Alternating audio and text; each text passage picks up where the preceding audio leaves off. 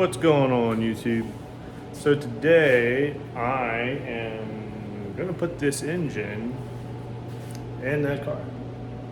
So we got our cherry picker ready, our engine, did a couple other things to it. So we got our hoses on, pretty much everything we need to get it up on there. We already got our chain ready to go. So we're looking pretty close. We got our car on stands. I pushed the transmission under there so it's ready to bolt up. Got all of our wires as much out of the way as we can and ready to go. So the main thing we got to do is get our clutch on, which I'll show you guys how to do the clutch and the pressure plate and all that. But first we got to get the engine onto the cherry picker so that way we free up our this area so that way we can put the clutch on. So let's get to it.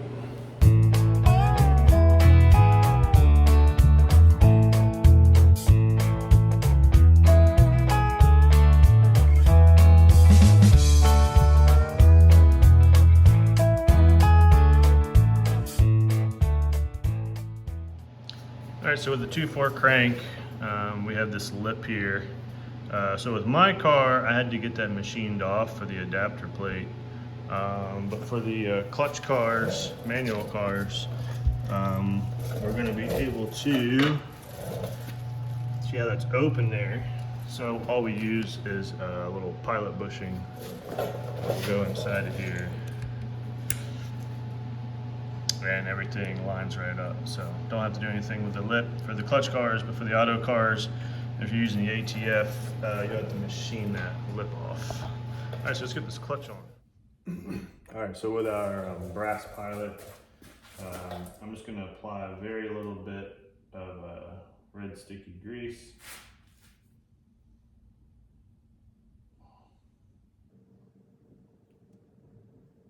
That's gonna help keep her in there. And I'm putting the same on the inside from the pilot's going in.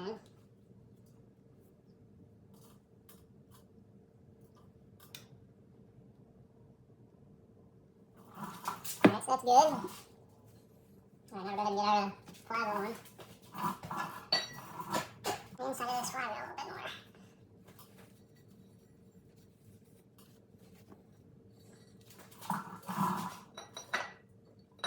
The flywheel is on the way.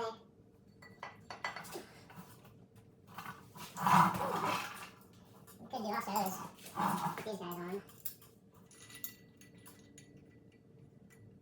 Takes a little off still.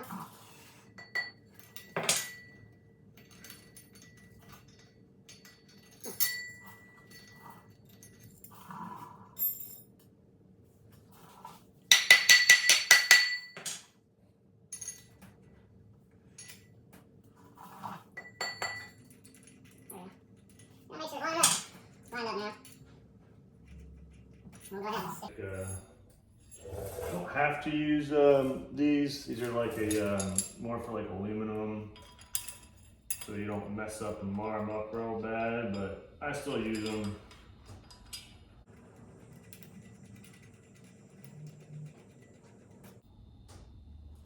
All right, they line up good. All right, so I got it lined up. We'll go ahead and use some assembly lube then. I use very, very little of some ARP moly lube on the threads of each one. I mean, just a very little bit. All right, very little. Go ahead and moly lube all these on the bench quick, and we would just pick them up and run them in.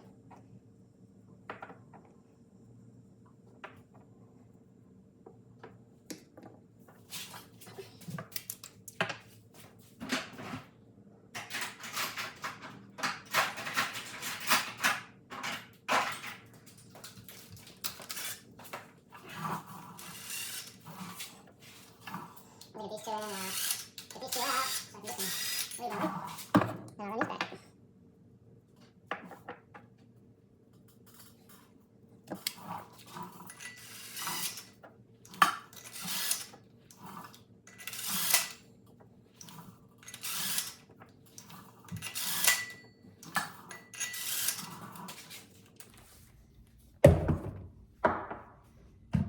After all that's done, we get the torque. All right, so double checked our torque specs, and I'm gonna show you guys how I torque this off the car. So what I do is I put a bolt in the flywheel, a bolt down here in the trans case, and then I just put a wrench in between the two that holds everything together. Now it's still a bear, it still sucks, but it's a lot better than trying to do it freehand or whatever, which you'll never gonna be able to do it freehand. So we're gonna go around here quick, get them all kind of even. Have to run this one in a little more. There we go.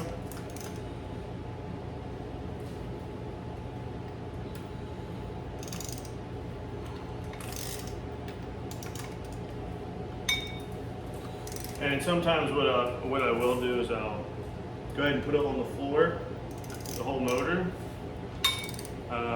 or you can wait to do the actual final torque once it's bolted in the car, which actually is a lot easier to do. So we're just going to get these snugged up right now. We're going to go half the torque, and then we're going to do the rest of the torque once it's in the car.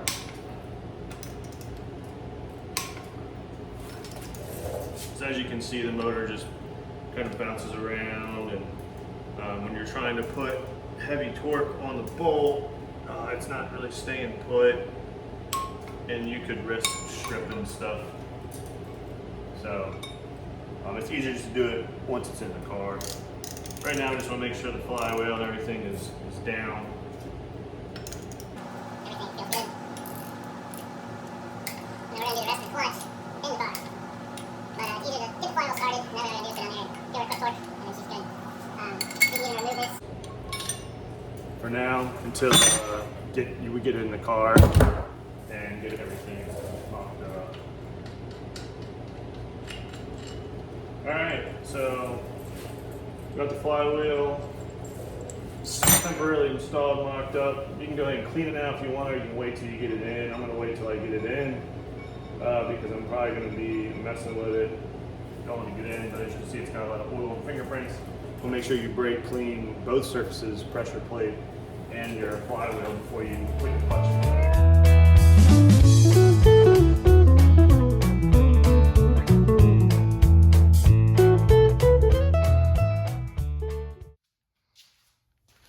So something that's pretty common, guys, transmission mounts rip out. Yeah, so got some brand new transmission mounts for him. Be good to go, and he already has mounts for the front, but look what's inside, sitting on our own mounts again. As you can see, I took the intake manifold off. So with my car, I can get in there pretty easily, but he has a little bit more sensors and hoses and stuff on the right side here, and it was just kind of being a pain. So I just went ahead and took the intake manifold off, and we'll stick her back on once everything's in. But she's in. I gotta put the transmission mount on, and she'll be sitting pretty.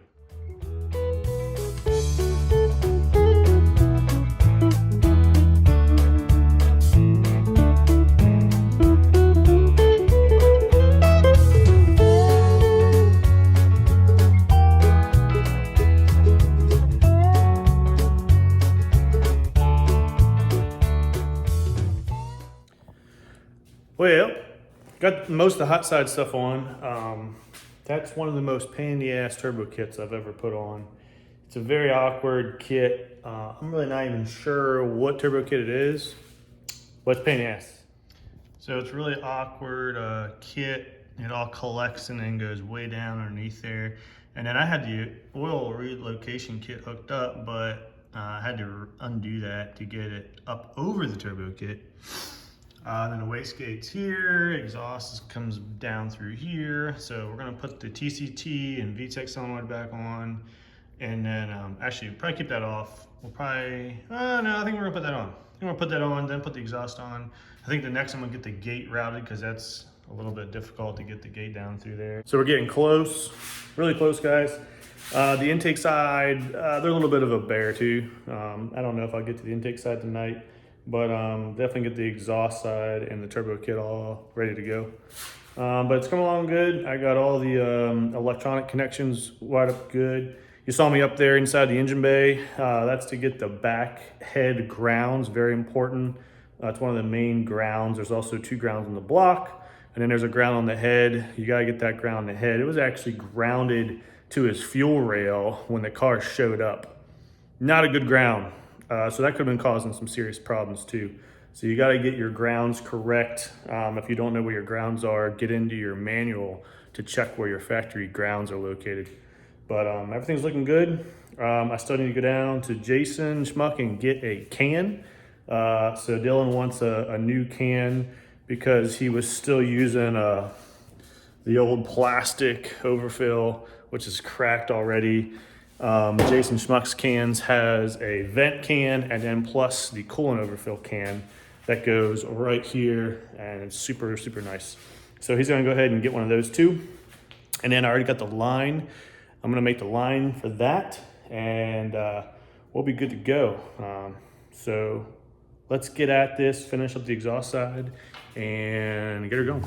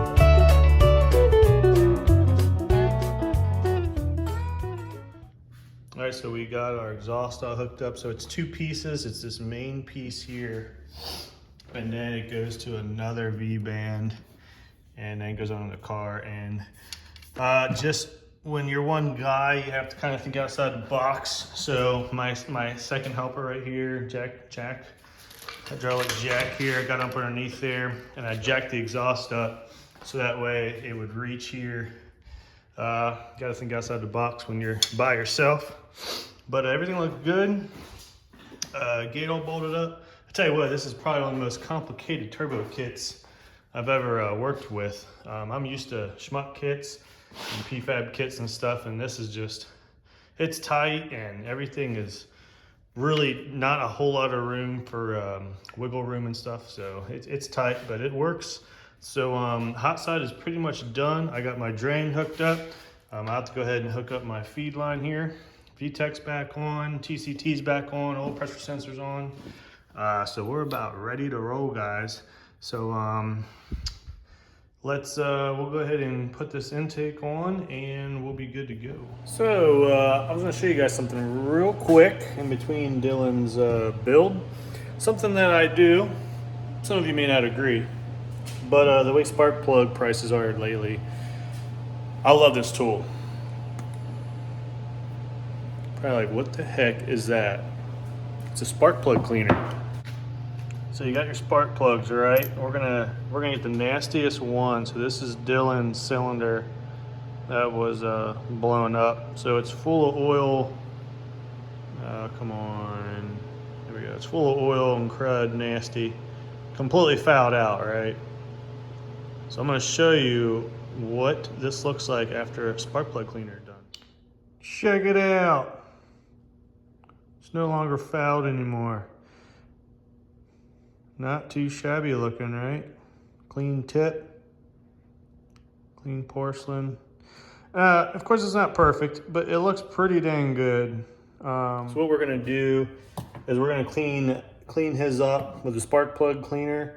Essentially what it does is it's got little material like media, and it's a little sandblaster is what it is. So you stick your spark plug in the hole, there's a little button right here, and then you put air to it, and then this this bag inside here has media, and it essentially sandblasts the end. So it's a really nice way to clean up some old plugs, and test the theory with, you know, maybe it's fouled, maybe it wasn't, but I've had cars that have had fouled plugs. I've cleaned them on the spark plug cleaner, and it runs great. So I do it with my plugs. I've been doing it forever. I do put new spark plugs in my car, but I was on the same set all season last year, and I think I only cleaned them like once. So it works really well. I actually got the idea from Turbo John Racing.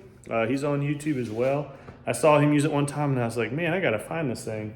And it saves a lot of money when spark plugs are $10 a piece.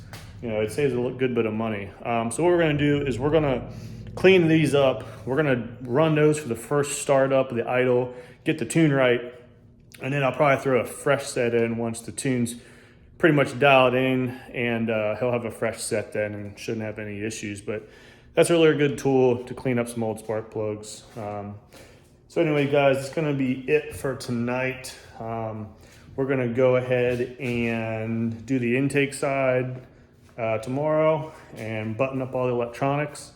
And then we're gonna be hooking this sucker up on the laptop and seeing what she does. Still waiting on some drive shaft bolts, so we're gonna have to wait for that to actually drive the car. But we are gonna be able to idle it, get some coolant in it, get some fluids, get everything burped and ready to go. So that'll do it for guys.